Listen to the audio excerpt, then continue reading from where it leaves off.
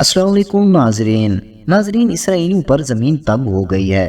کسی بھی ملک میں ان کو رہنے کو جگہ نہیں دی جا رہی۔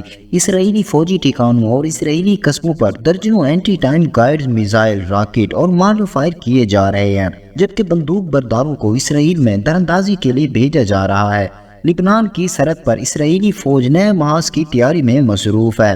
سرحدی علاقہ فوجی اڈے میں تبدیل کر دیا گیا ہے، قصبوں اور دیہاتوں کو خالی کرا دیا گیا ہے۔ اسرائیلی فوج حزب اللہ کے ٹھکانوں پر بمباری کر رہی ہے۔ حماس نے بھی تحریک کا اتنا بڑا جال بچھایا ہے کہ امریکہ نے بھی جواب دے دیا ہے، اور نہ صرف جواب دیا بلکہ امریکہ نے تو باقاعدہ بتا دیا کہ اب ہم مزید اسرائیل کی مدد نہیں کر سکتے۔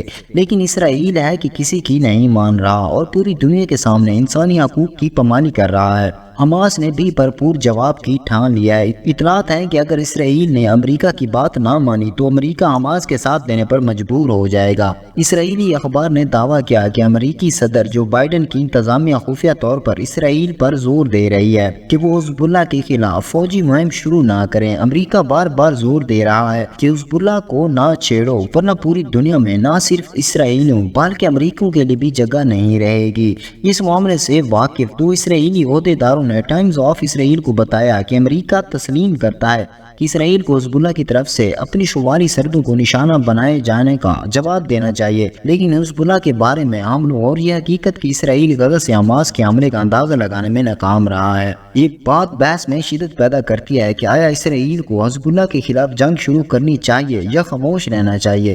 اسرائیلی حکام نے کہا کہ امریکہ نے اسرائیل کو خبردار کیا ہے کہ وہ حزب اللہ کی کارروائیوں کے خلاف اپنے فوجی رد عمل میں محتاط رہیں، اور یہ وضاحت پیش کی کہ لبنان میں IDF کی غلطی سے بہت بڑی جنگ چھڑ سکتی ہے۔ انتظامیہ کے حکام نے حالیہ دنوں میں اسرائیل کو اشارہ دیا کہ اگر حزب اللہ کے اسرائیل کے خلاف جنگ شروع کرتی ہے تو امریکی فوج دہشت گرد گروہ کے خلاف جنگ میں IDF کے ساتھ شامل نہیں ہو سکے گی۔ امریکہ نے خود تسلیم کیا کہ حزب اللہ ایک طاقتور گروپ ہے اور اس بارے میں کوئی شک نہیں، ہم انہیں قریب سے دیکھتے ہیں۔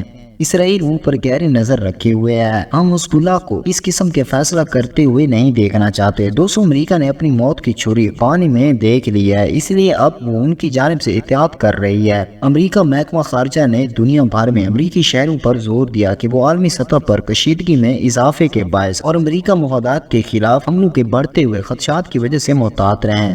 اپنی گلوبل ٹریول ایڈوائزری میں دنیا بھر میں مختلف علاقوں میں بڑھتی ہوئی کشیدگی، امریکی شہریوں اور مفادات کے خلاف حملوں، مظاہروں پر تشدد کارروائیوں کے خدشات کی وجہ سے بیرون ملک مقیم امریکی شہریوں کو زیادہ سے زیادہ احتیاط برتنے کا مشورہ دیا گیا ہے۔ یہ ہدایت مسول غزہ کی پٹی میں جاری جنگ کے تناظر میں دی گئی ہیں۔ وہاں اسرائیلی حملوں میں کم سے کم 4000 سے زائد فلسطینی شہید اور 12000 سے زائد زخمی ہو چکے ہیں۔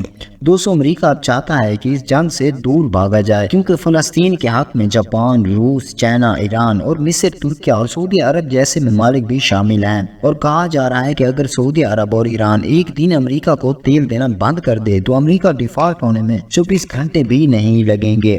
ناظرین، اس وقت غزہ اور فلسطین کی تازہ صورتحال کچھ یوں ہے کہ فضائی حملے کے بعد آگ لگ گئی، کسی جانی نقصان کی اطلاع نہیں ملی، جبکہ اسرائیل کے حملوں میں فلسطینی شہداء کی تعداد 4385 ہو گئی۔ اب تک 13561 زخمی ہیں، 1756 بچے اور 967 خواتین بھی شہداء میں شامل ہیں۔